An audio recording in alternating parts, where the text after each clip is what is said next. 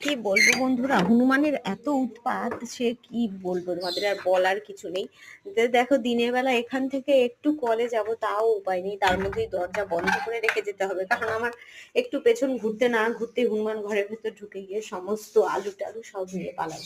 ওদের যেন ঘরের ভেতরে কোথায় কি আছে সবকিছু ওদের মুখস্থ হয়ে গেছে, আমাদের থেকে ভালো ওরা বলতে পারবে, তার জন্য দরজাটা যেখানেই যায় না কেন দরজাটা বন্ধ করে রেখে যেতে হয়।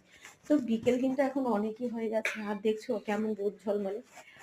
ওই দেখো দূরে যেটা দেখছো, যে সব বাচ্চা কাচ্চা দেখা যাচ্ছে, ওটা কিন্তু আমাদের ক্লাবের মাঠ, ওখানে সব বাচ্চারা খেলা করে, সব ছেলেপুলেরা খেলা করে ওখানে। ওখানে দেখো কেমন ধুলো উঠছে, আর ওগুলোতেই ওরা জল দিচ্ছে, জল দিয়ে মাঠটাকে ভিজাচ্ছে। রোজই ওরা ওখানে খেলাধুলো করে। তো বিকেলবেলা হঠাৎই আমার মনে পড়লো যে জামা কাপড় তোলা হয়নি, এখন কিন্তু প্রায় 6টা বাজতে যায়, দেখো 6টা বাজতে যায়, আকাশ একদম পরিষ্কার অন্ধকার, কিন্তু আর নেই, বেলা কত বড় হয়ে গেছে আস্তে আস্তে সেটা বোঝাই যাচ্ছে। আর দেখো শীতও কিন্তু অনেকটা কমে গেছে, সরস্বতী পুজো চলে যাওয়া মানেই শীত চলে যাওয়া, আর কিছুদিন পরে হয়তো আমরা সেটা বুঝতেও পারবো না, হালকা হালকা একটু ঠান্ডা লাগবে। তো চলো টাটা।